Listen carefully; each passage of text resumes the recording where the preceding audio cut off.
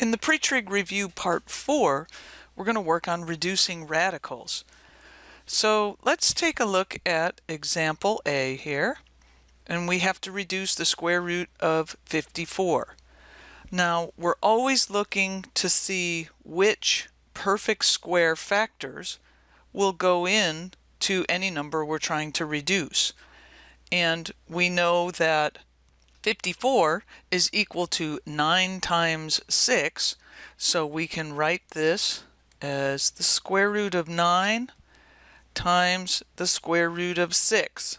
And of course we're using the property from algebra that the square root of AB is equal to the square root of A times the square root of B. So in our problem, we know that radical 9 is equal to 3. Radical 6 cannot be reduced, so this is our final answer. In example B, we will square each of the pieces first, right, using order of operations. So radical 26 squared is going to be 26. Radical 6 squared is 6. Now we have square root of 26 plus 6, which is 32. 32 has a perfect square, which goes into it. 16 goes into 32.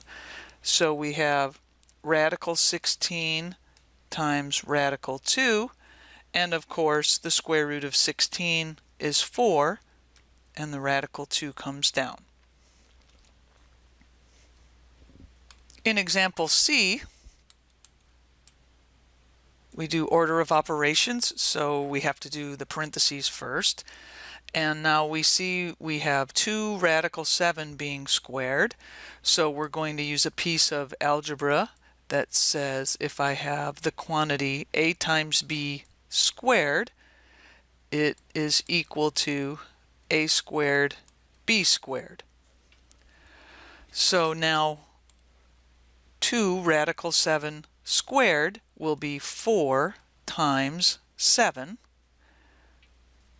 Negative 6 squared will be 36. So what we have under the radical now is 28 plus 36. So we can come over on the side quickly and add those two. 28 plus 36, 64. So now this becomes the square root of 64, which is equal to 8.